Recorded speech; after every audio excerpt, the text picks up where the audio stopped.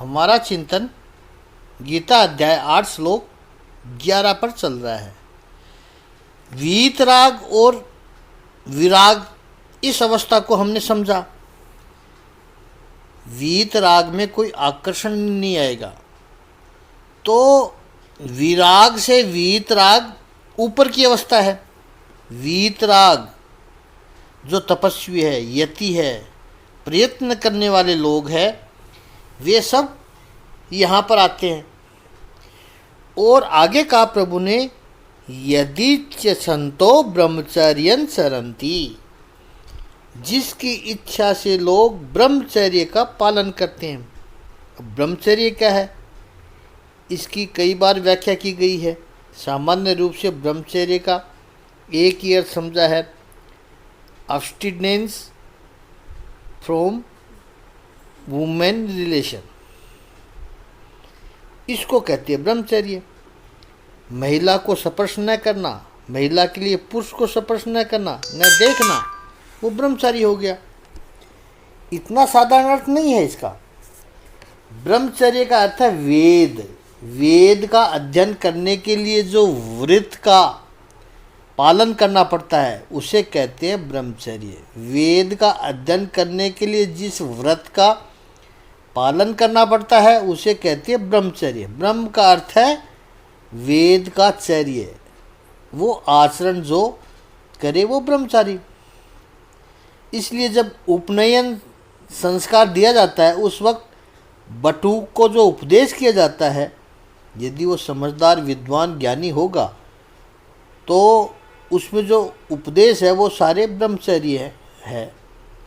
मोक्षों की वस्तुओं से दूर इसलिए रहना है क्योंकि वेद में ध्यान फोकस हो सके। तो जिसको वेद का ज्ञान प्राप्त करना है उसको कितने व्रत का पालन करना पड़ेगा, उसको कहते हैं ब्रह्मचर्य। और वो इसलिए करते हैं, जिस पद की प्राप्ति के लिए करते हैं। भगवान श्री कृष्ण अर्जुन को वो पद कहते हैं, वो पद मैं तुझे संक्षेप में बताऊंगा। संग्रहेण प्रवक्ष्यते, संक्षेप में कहता हूँ। अगले श्लोक में जाएं उससे पहले एक छोटी सी बात और समझ लेते हैं कि ये तात्विक लोग होते हैं, विद्वान लोग, वे साक्षात्कारी तो होते ही हैं। साक्षात्कार भी अलग अलग प्रकार के हैं। अलग अलग स्थिति में जो इनको अलग अलग साक्षात्कार होते हैं उससे उनकी आंतरिक समृद्धि बढ़ती है, इनर प्रोस्पेरिटी वो बढ़ती है। सबसे पहले मानव साक्षात्कार होता है। मनुष्य से जब हम मिलते हैं उससे समाज का दर्शन होता है, साक्षात्कार दर्शन कराता है। संस्कृत में इसका अर्थ भी समझें, स अक्षर कार्य, आँखों के सामने जो है वो करना, आँखों के सन्मुख करना। अक्ष का अर्थ है आँख, स अक्ष यानी आँखों के साथ, यानी जो देखा गया। साक्ष्य का दर्शन करना, मानव का साक्षात्कार जब करते हैं तो समाज का दर्शन होता है। और समाज कैसा है? तुलसी इस संसार में भांति भांति के लोग, सब हिल मिल चालिए नदी नाव संजोग। हम केवल मनुष्य से राग द्वेष करते हैं, मनुष्य का अध्ययन नहीं करते हैं, साक्षात्कार नहीं करते हैं। We like a person and we hate a person, we don't like a person, हम उनकी स्टडी नहीं करते हैं। मनुष्य का साक्षात्कार करना तो उसमें दोनों, अच्छा आदमी भी कुछ सिखाता है और बुरा आदमी भी कुछ सिखाता है। लेकिन हम उन राग और द्वेष में इतने व्यस्त हो जाते हैं कि उस व्यक्ति के पास से कुछ सीखना था उससे वंचित रह जाते हैं। तो भगवान साक्षात्कार तो मानव साक्षात्कार समाज दर्शन कराता है। मानव साक्षात्कार का समाज का दर्शन करवाता है। विचार का साक्षात्कार उसकी बुद्धि को, उसकी प्रज्ञा को तेजस्वी बनाता है। मानव मात्र के मन में विचार तो आते ही हैं, विचार के बिना तो कुछ है ही नहीं। लेकिन विचार आए गए, उनका सदुपयोग किया, उस विचार से कोई लाभ पाया, तो विचार का साक्षात्कार हो। विचार आ रहा है तो क्यों आ रहा है, उसका सोर्स क्या है, इस विचार का ओरिजिन क्या है, यह विचार मुझे किस दिशा में ले जा सकता है। विचारों के प्रति व्यक्ति जब ऐसी जागृति रखता है तो उसकी बुद्धि धीरे धीरे तेजस्वी होने लगती है। Sharp intellect. बाकी के सब लोग विचार के दलदल में फंसे हुए हैं और कहते भी हैं कि इतने विचार आते हैं, क्या करें। विचार से साक्षात्कार करो। We are observe, we are analysis of thought process. उससे क्या होगा, उससे प्रज्ञा तीक्ष्ण बनती है। तीसरा, सृष्टि के साक्षात्कार से ईश्वर दर्शन होता है। सही तरह से यदि सृष्टि को देखना आ जाए तो कण कण में, क्षण क्षण में भगवान के दर्शन होते हैं।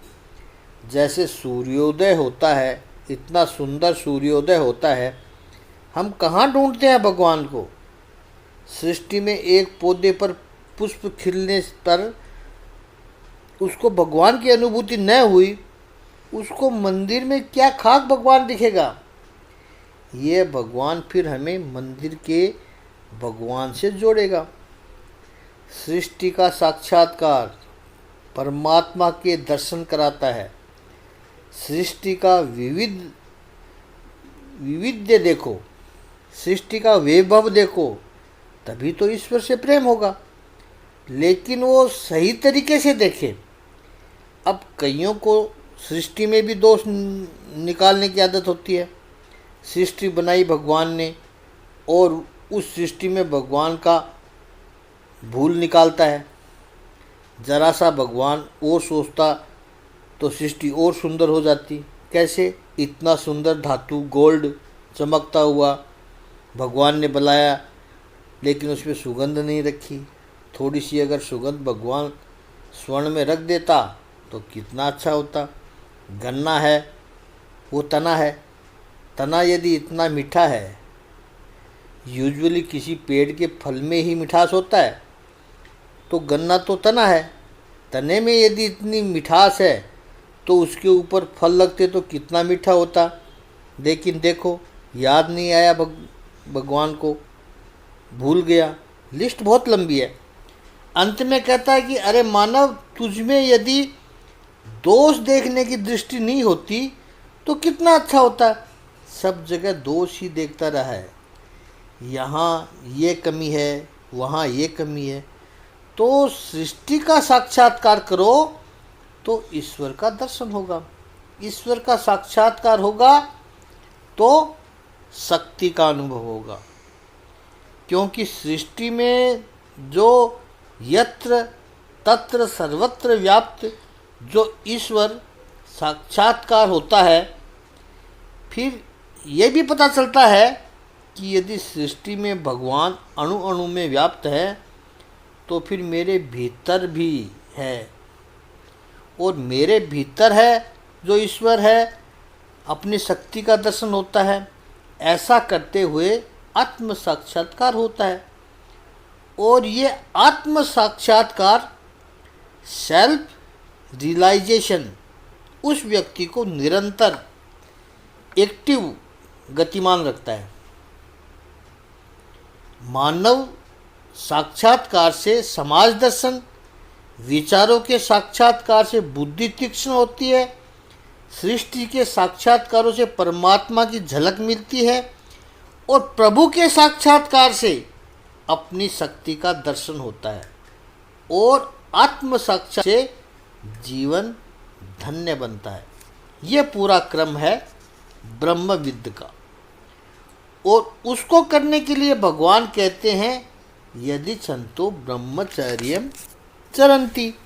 ब्रह्मचर्य ऐसी तपस्या है जिसके करने से मनुष्य में कई दिव्य शक्तियाँ और दुर्लभ गुण प्रकट होते हैं। शरीर के अंदर करोड़ों गुणों का प्रगटीकरण होता है। कौन सा है ये पद जिसको प्रभु ने कहा संग्रहेण प्रवक्षे? उस पद को कैसे प्राप्त कर सकते हैं? तो भगवान ने आगे के 2 श्लोक में जो बात बताई है, तो 12वां और 13वां दोनों श्लोक का हम एक साथ लेंगे। 8वें अध्याय के 12वें श्लोक को एक एक चरण लेते हैं। पहले सर्वद्वाराणि संयम्य मनोहृदि निरुध्य च मूर्धन्याधायात्मनं प्राणम् आस्थितो योगधारणम्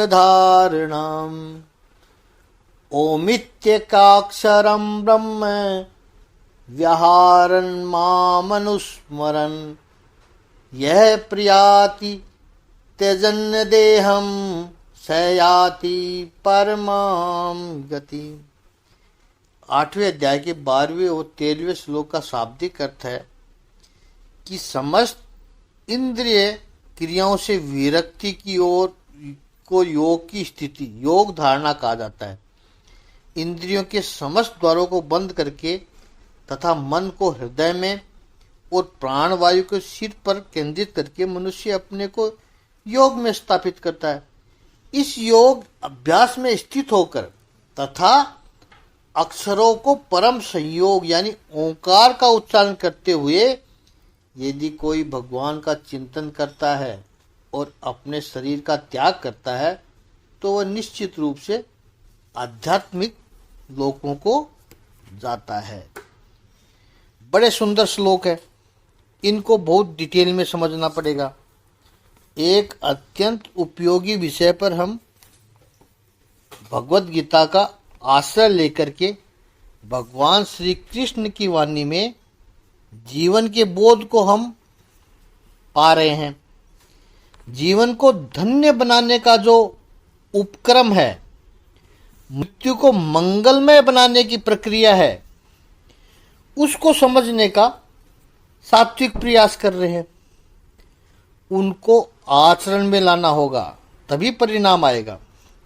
यहाँ प्रभु प्रयाण काल की बात कर रहे हैं और योग बल और भक्ति दोनों का समन्वय बता रहे हैं। जीवन का संपूर्ण विकास करना है, यह भगवत गीता का ध्येय है। और भगवान श्री कृष्ण विश्व के सबसे बड़े डेडिकेटेड इंक्लूसिव विचारधारा के हैं, समन्वयवादी हैं। भगवान श्री कृष्ण विरोध किसी का नहीं करते हैं। जिसमें से जो भी अच्छा तत्व है उसका समन्वय करके मानव जीवन को प्रफुल्लित, सुगंधित और यशस्वी बनाने का प्रयास करते हैं। कुछ लोग केवल एक ही बात पकड़ कर रखते हैं कि हम तो योग करते हैं, हमें भक्ति करने की क्या आवश्यकता है। या जो लोग भक्ति करते हैं, योग हमारे पल्ले पड़ता ही नहीं है। ये सब आधे अधूरे हैं। यह तो ऐसी बात है कि रोटी खा रहे हैं हम, दाल खा कर क्या फ़ायदा। कोई कहे हम सब्जी खा रहे हैं, चावल रोटी खाकर हमें क्या फ़ायदा। या कोई यह कहे कि हम भोजन कर रहे हैं, पानी क्यों पिए। यह बात बहुत क्षुद्र लगती है, मजाक जैसी लगती है। ऐसे ही समाज में कुछ लोग कहते हैं कि हम तो भक्ति करते हैं, ज्ञान से हमें क्या लेना देना। या हम तो ज्ञान लेते हैं, हमें ध्यान योग से क्या लेना देना। हम तो ध्यान करते हैं, हमें भक्ति से क्या लेना देना। हम तो कर्मयोगी है। ये सब क्यों करें? ये जो हम अलग अलग हिस्सों में अपने आप को बांट देते हैं और एक आसपास दीवार खड़ी कर देते हैं, ये सब अधूरे हैं। मुक्त्याक्त युक्तो योग बलेन चेव मूर्वो मध्य प्राण मावेश्य सम्यक, ये योग है। मूलाधार चक्र से लेकर के एक एक चक्र की ऊर्जा को जागृत करते हुए प्राय को आज्ञा चक्र तक ले जाते हैं, प्राणों को।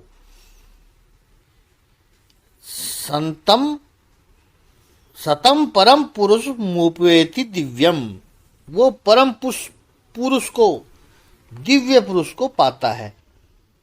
कैसे है वो दिव्य पुरुष? उसका वर्णन भी प्रभु ने किया है।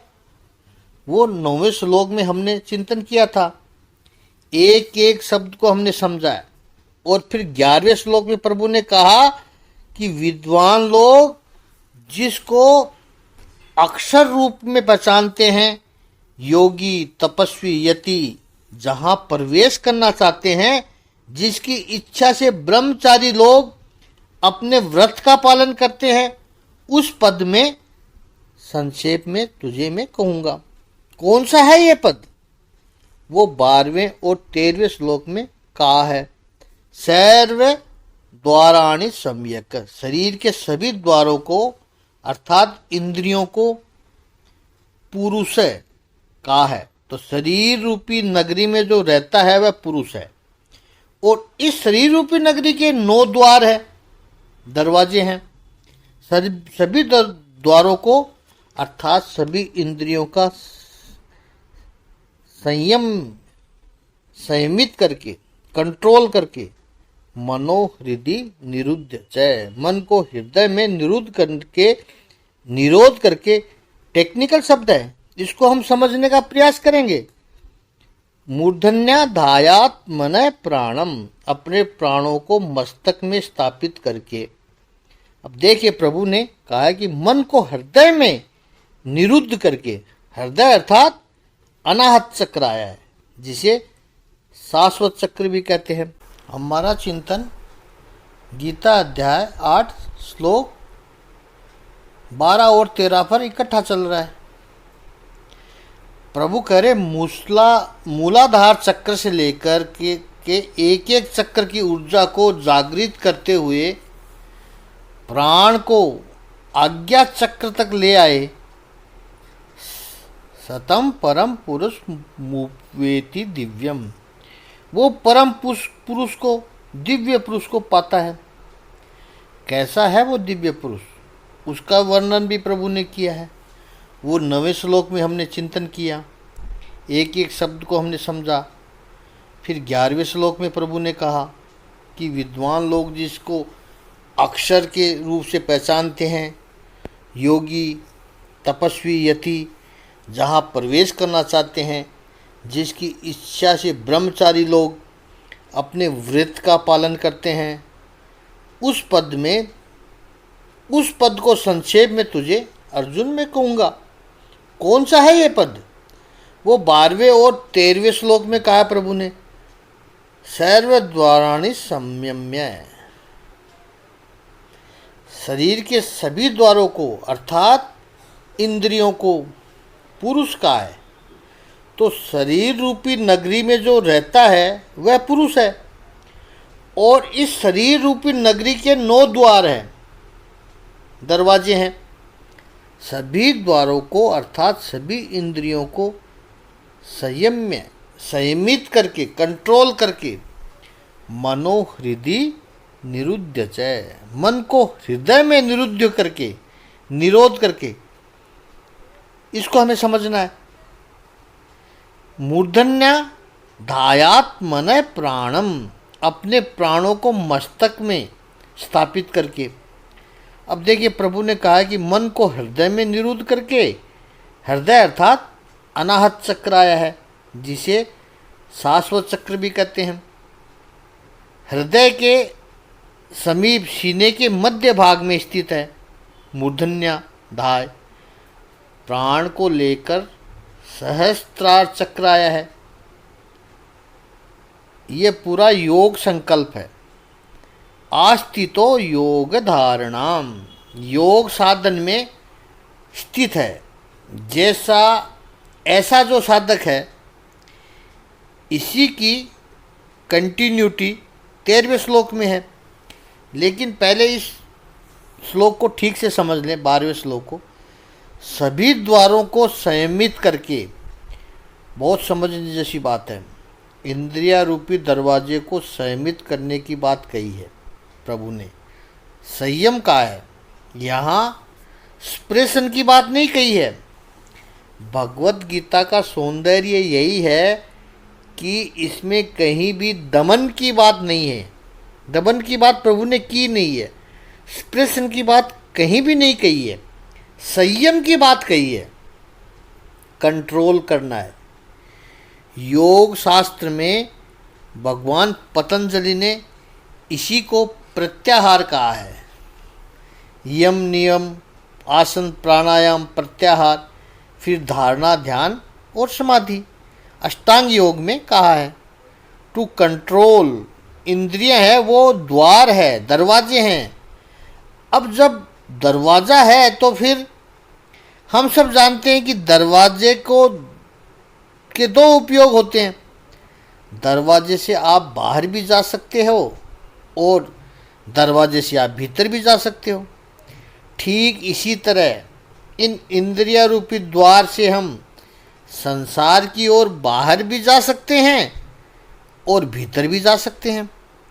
अधिकतर लोग क्या करते हैं, इंद्रिया रूपी द्वार का उपयोग केवल बाहर संसार की ओर जाने के लिए ही किया है। बाहर क्या है, देखा, सुना, स्पर्श किया, सूंघा, स्वाद लिया, ये सब जो भी किया केवल बाहर जाने के लिए किया। कभी उस द्वार से हम भीतर आए ही नहीं है। एक्चुअली वो भीतर आने के लिए, लेकिन हम भीतर आए ही नहीं। दरवाजे आवश्यक है। समझ लीजिए 4 दीवार है, बना दो और द्वार बनाओ ही नहीं तो उसको घर नहीं कहेंगे, उसको तो जेल कहेंगे, उसको बंधन कहेंगे। भगवान ने ये शरीर हमें दिया है तो एक बंधन के रूप में नहीं दिया है। भगवान ने शरीर में इंद्रिया रूपी दरवाजे भी दिए हैं, द्वार दिए हैं, जिससे हम बाहर तो जाते हैं लेकिन भीतर नहीं आते हैं।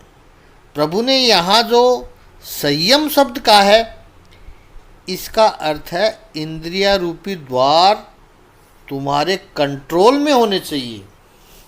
छोटे थे तो जब शरारत करते थे, मस्ती करते थे, तो घर वाले डराते थे कि तुम्हें कमरे में बंद कर देंगे, और 1-2 बार किया भी था तो ऐसा लगता था कि जेल में आ गए हैं। तो दरवाज़ा है लेकिन उसका कंट्रोल हमारे पास ही होना। जब हम चाहे तब खोल दें और बंद कर सके।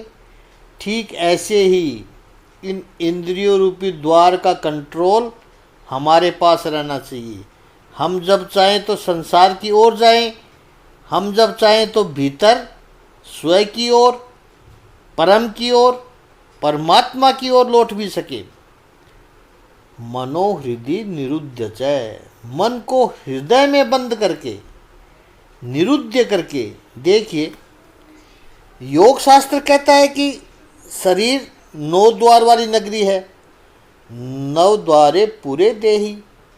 जब प्राण, उसको आत्मा भी कहो, सोल, स्पिरिट, हृदय में से सुषुम्ना नाड़ी के द्वारा आज्ञा चक्र में होकर के फिर जब ब्रह्म रंधन के द्वार से मस्तक की ओर से बाहर निकलते हैं, शरीर से बाहर निकलते हैं, तब वो प्राण सीधे परमात्मा से एकत्व होते हैं। प्राण महाप्राण में विलीन हो जाता है। इसे कहते हैं मोक्ष, यानी 84 लाख के फेरों से छूटना। बहुत कम योगी ये इतना अभ्यास करके प्राण ब्रह्मरंध्र से मुक्त करते हैं। अधिकतर लोगों के प्राण शरीर के 9 द्वार से ही निकलते हैं। ब्रह्मरंध्र का 10वां द्वार कहाँ है, एक अलग विषय के द्वार खोल रहे हैं। तो इसको संक्षेप में ही समझें तो समग्र विश्व में केवल भारतीय ऋषि ही ऐसे हैं जिन्होंने इस पर हजारों वर्षों पहले संशोधन करके स्पष्ट बातें बता के रखी है। अनुभवी व्यक्ति हो पास में, जब किसी व्यक्ति के अंतिम क्षण हो और वो पास में बैठा हो और प्राण चले जाए, तो उस अनुभवी व्यक्ति को तुरंत पता चलता है कि प्राण किस द्वार से गए। प्राण किस द्वार से गए उससे 2 बातों का अंदाज़ा मिलता है। एक तो इस व्यक्ति का जीवन कैसा रहा होगा, दूसरा अब उसकी आगे की यात्रा कैसी होगी। यहाँ एक रफ आइडिया दे रहे हैं, इसको समझकर आप अपने आप को इतना भी विद्वान नहीं समझना कि हमने गीता के 8वें अध्याय में सुना है, हमें पता है।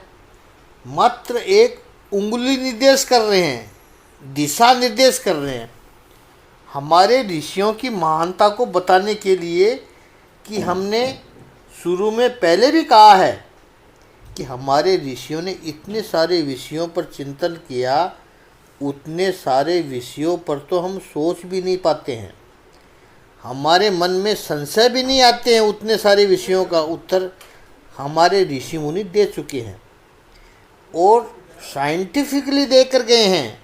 अधिकतर व्यक्तियों को जब प्राण जाते हैं उसके साथ उनका मल या मूत्र विसर्जन हो जाता है। सामान्य लोग कहते हैं कि कंट्रोल नहीं रहा होगा इसलिए ये हो गया। वस्तुतः मूत्र विसर्जन या मल विसर्जन हो जाए तो उसका अर्थ है प्राण उस द्वार से निकले हैं। शरीर के अन्य द्वारों से निकले तो उस द्वार के आसपास थोड़ा सा पसीना और उस द्वार का थोड़ा सा डिफॉर्मेशन देखने को मिलता है। कई बार मुंह खुला रह जाता है, कई बार नाक आवश्यकता से अधिक फूली हुई दिखाई पड़ती है, कई बार आंखें फटी हुई सी लगने लगती है। ये दर्शाता है कि उसी द्वार से इवन दाईं आंख और बाईं आंख कौन से द्वार से प्राण निकले हैं शरीर को छोड़कर, क्योंकि दाईं और बाईं ये भी 2 रास्ते अलग अलग हैं और प्राण निकलते हैं। ये तो आज के वैज्ञानिकों ने भी सिद्ध कर दिया।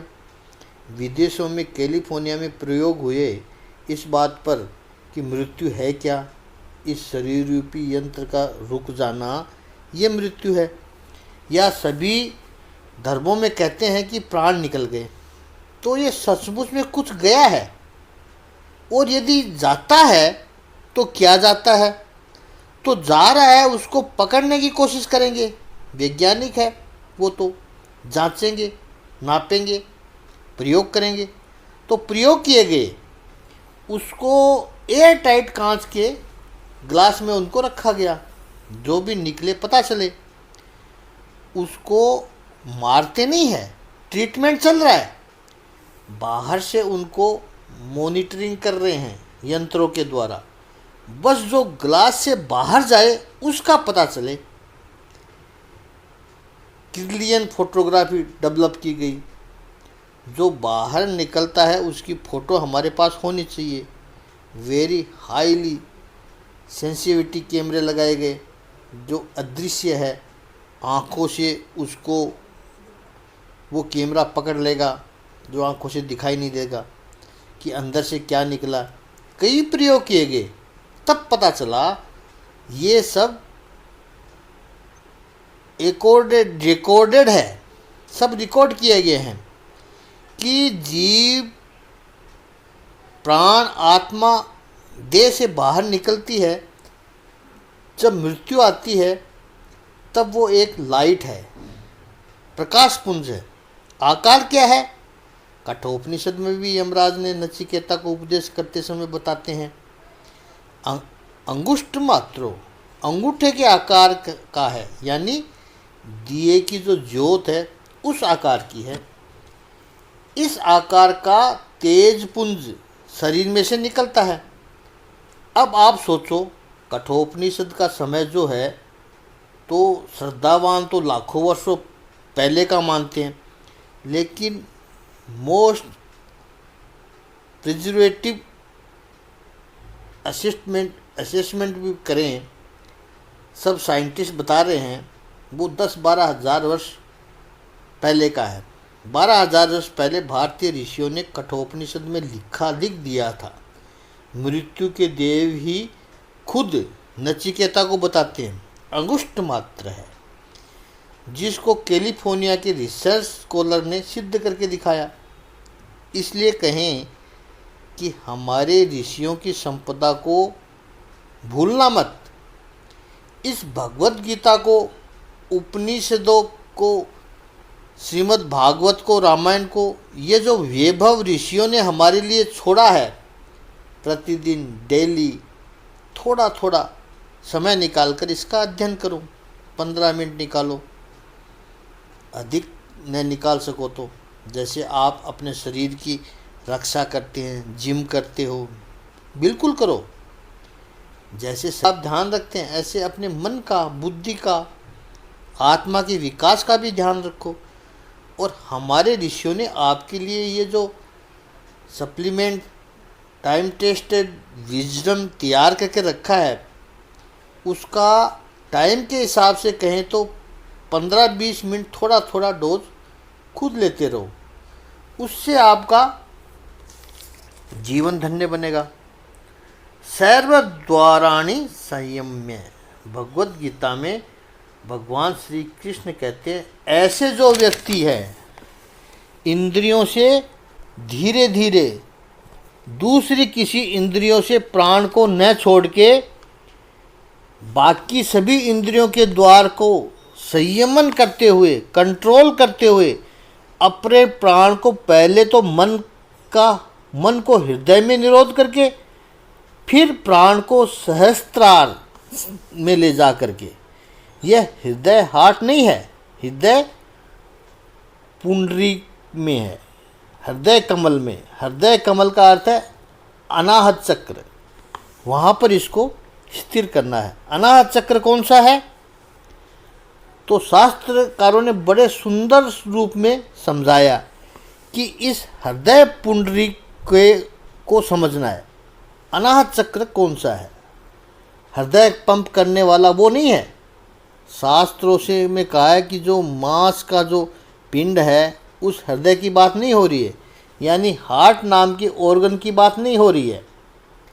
तो जब कोई व्यक्ति कहता है कि मैं हूँ, आई एग्जिस्ट, आई एम, तो वो ये मैं किसको कह रहा है?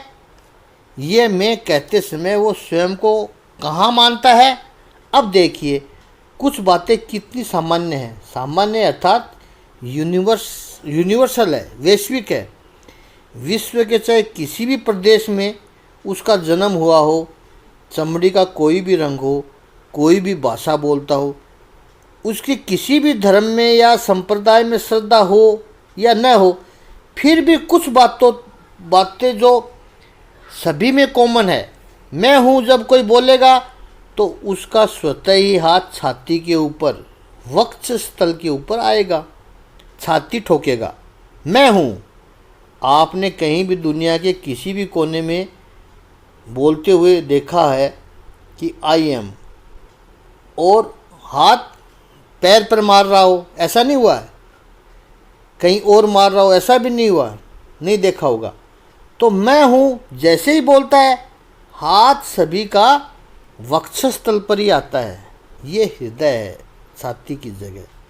वो साइड में बाईं तरफ जो हृदय है वो मैं नहीं हूँ, वो अनाथ चक्र है। मनोहृदय निरुद्ध च, इंद्रियों का संयमन जब हम करते हैं स्टेप बाय स्टेप, इसको समझना है। हमारा चिंतन गीता अध्याय 8 श्लोक 11 और 12 पे इकट्ठा चल रहा है। प्रभु कह रहे सर्व द्वाराणि संयम्य, संयम में। भगवत गीता में भगवान श्री कृष्ण कहते, ऐसे जो व्यक्ति इंद्रियों से धीरे धीरे दूसरी किसी इंद्रियों से प्राण को न छोड़ के बाकी सभी इंद्रियों के द्वार का संयमन करते हुए, कंट्रोल करते हुए, अपने प्राणों को पहले तो मन को हृदय में निरोध करके प्राण को सहस्त्रार में ले ला करके, यह हृदय हार्ट नहीं है, हृदय पुंडरीके में, हृदय कमल में। हृदय कमल का अर्थ है अनाहद चक्र में, वहां पर इसको स्थिर करना है। अनाहद चक्र कौन सा है? तो शास्त्रकारों ने बड़े सुंदर रूप से समझाया है कि इस हृदय पुंडरीके को समझना है कि अनाहत चक्र कौन सा है। हृदय पंप करने वाला वो नहीं है। शास्त्रों में कहा है जो मांस का जो पिंड है उस हृदय की बात नहीं हो रही है, यानी हार्ट नाम के ऑर्गन की बात नहीं हो रही है। तो जब कोई व्यक्ति कहता है कि मैं हूं, आई एग्जिस्ट, आई एम, तो वो ये किसको कह रहा है? ये मैं कौन है? मैं कहते समय वो स्वयं को कहाँ मानता है? अब देखिए कुछ बातें कितनी सामान्य है। सामान्य अर्थात यूनिवर्सल है, वैश्विक है।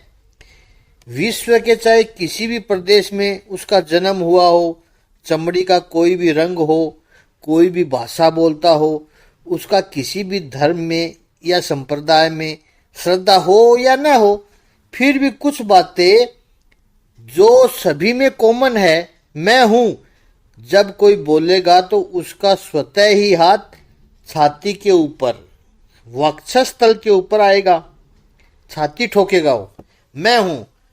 आपने कहीं भी दुनिया के किसी भी कोने में ऐसा बोलते हुए देखा होगा कि आई एम, और हाथ पैर मार रहा हो, हाथ पैर पे मार रहा हो या कहीं और कहीं मार रहा हो? नहीं देखा। तो मैं ऐसा जैसे ही बोलता है, हाथ सभी का वक्षस्थल पर ही जाता है। ये हृदय है, छाती की जगह है। वो साइड में बाई तरफ जो हृदय है वो में नहीं है,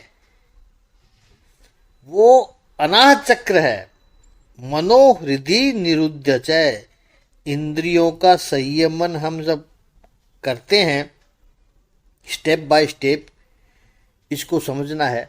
सर्व द्वाराणि संयम में, इंद्रिय रूपी सभी द्वारों का कंट्रोल करके, उनको नियमित करके, नियमन करके, डिसिप्लिन करके। अब जैसे ही आपने इंद्रियों का नियमन शुरू किया, the moment you start controlling the sense organs, तो क्या हो जाता है? माइंड एक्टिव हो जाता है। और जो बातें इंद्रियों को नहीं मिल रही है, यानी जहां जाने से आप इंद्रियों को रोक रहे हो, संयमन कर रहे हो, कंट्रोल कर रहे हो, मन तुरंत उसी बातों का चिंतन शुरू कर देता है। सामने दही बड़ा पड़ा है, आंख को बड़ा अच्छा लगा, नाक को उसकी सुगंध अच्छी लगी, जीभ उसको देखकर पानी बहाने लगी। दही बड़ा है कहने लगी, हाथ लेने भी जाएगा और छूने से पहले ही किसी ने हाथ पकड़ लिया, रोक लिया, नहीं लेना है तुम्हें दही बड़ा, नहीं लेना है। वो उसे अच्छी तरह समझाएगा कि तुम्हारे लिए अच्छा नहीं है। जैसे ही आपको रोक लिया गया, आपने नजर भी फेर ली, चलो ये दही बड़ा का कटोरा भी सामने से हटा लिया गया। इमीडिएटली क्या होता है?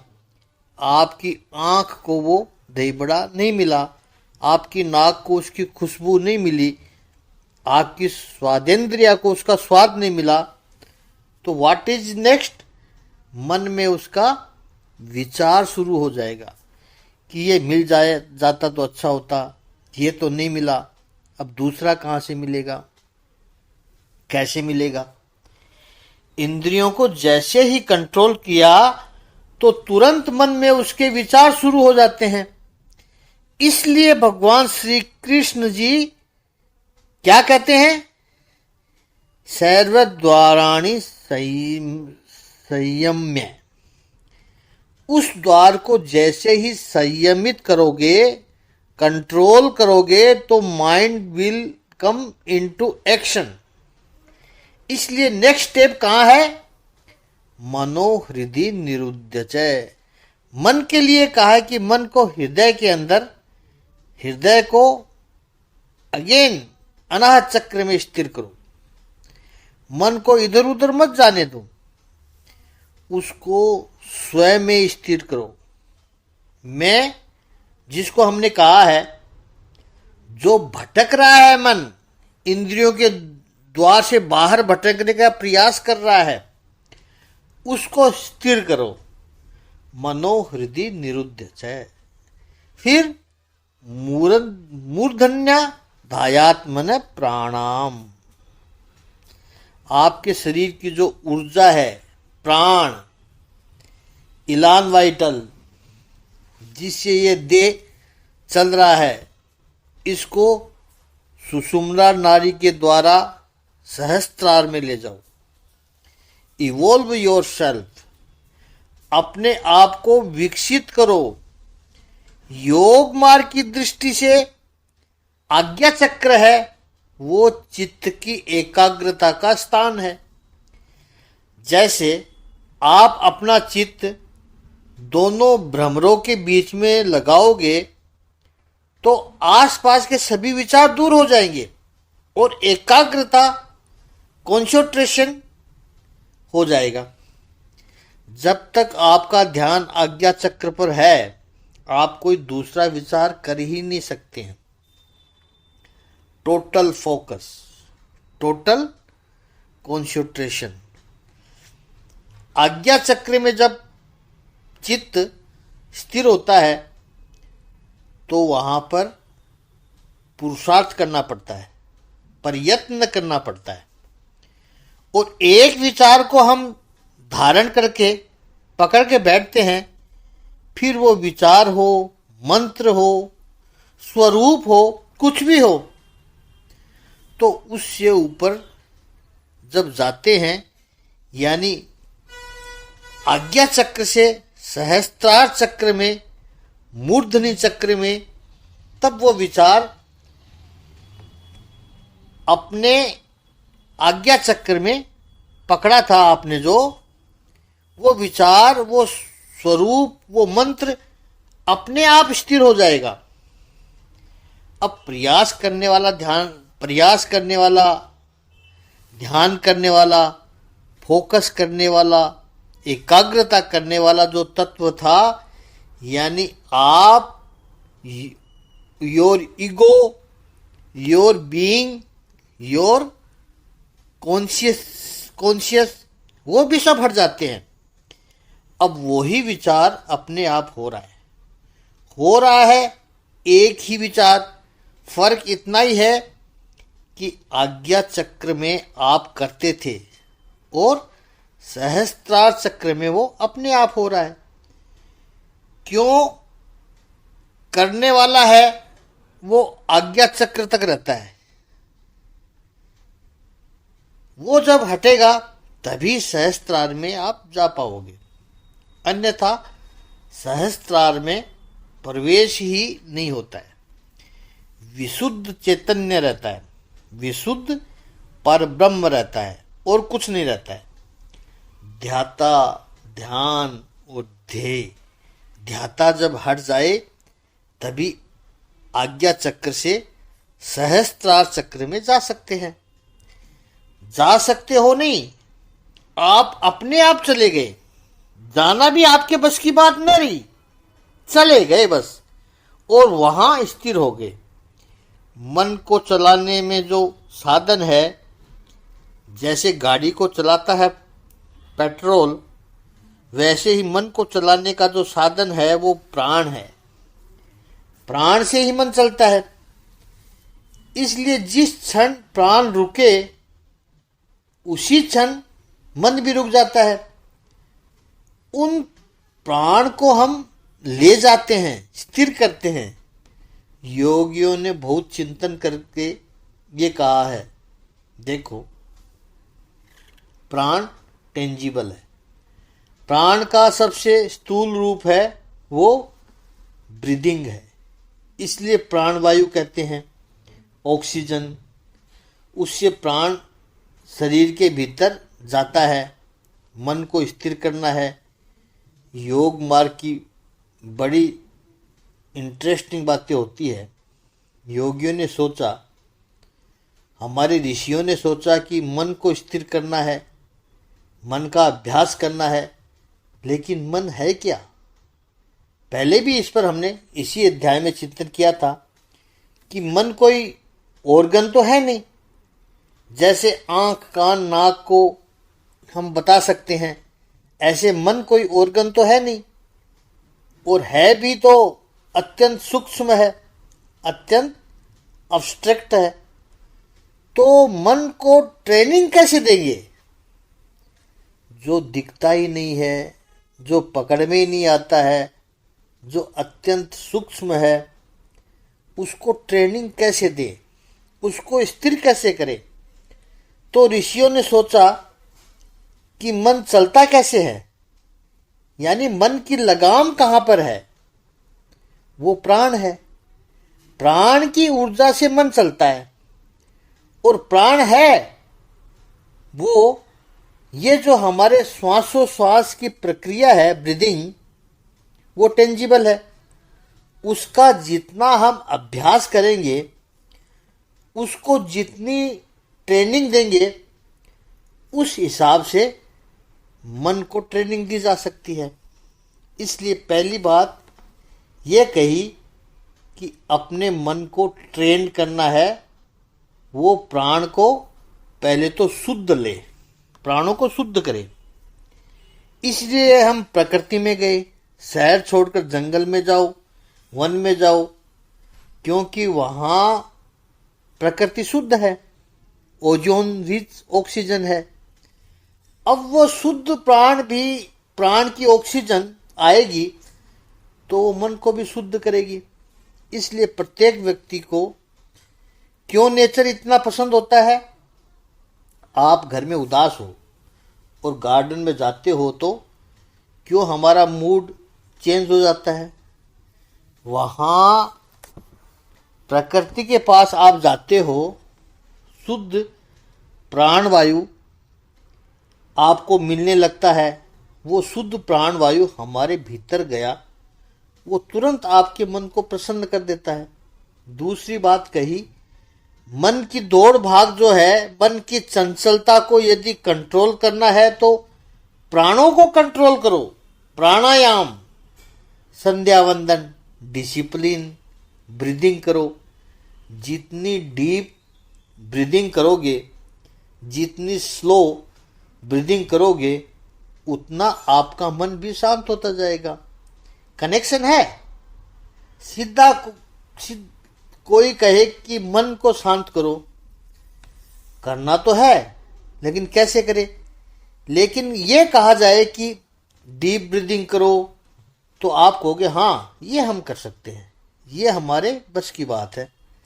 डीप ब्रीदिंग यानी प्राणों को स्लो कर दिया, मन अपने आप स्लो हो जाएगा।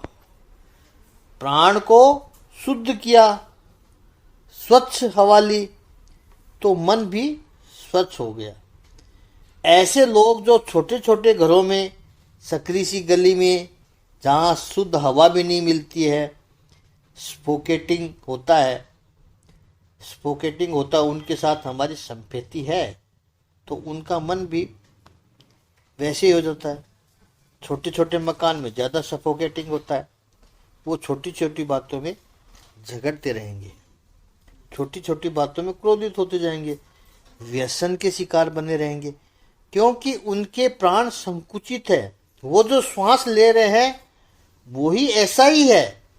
शुद्ध हवा न मिले तो आप सोचो वहां मन प्रसन्न हो सकता है? कभी नहीं हो सकता है। इसलिए चर्चिल का ये वाक्य मुझे तो बहुत पसंद है। First a man makes home, then the home makes the man. पहले मनुष्य घर बनाता है। घर यदि बड़ा बनाया, जिसकी सीलिंग ऊंची है, हवा फ्रेश आती रहती है, उसका लोकेशन अच्छा है, आसपास पेड़ पौधे हैं, सुंदर वातावरण है, ऐसा घर बनाया, मेहनत करनी पड़ेगी उसके लिए मनुष्य को। और ऐसे घर में जब हम रहने गए तो फिर वो घर मनुष्य को बनाता है। अब इसको आप वास्तुशास्त्र कहो या कुछ और कहो, तत्व जो वास्तविक सिद्धांत है वो एक ही है। उसको हम और कल समझते हैं। ओम श्री सच्चिदानंद भगवान की जय। ओम श्री आनंद गंध भगवान की जय।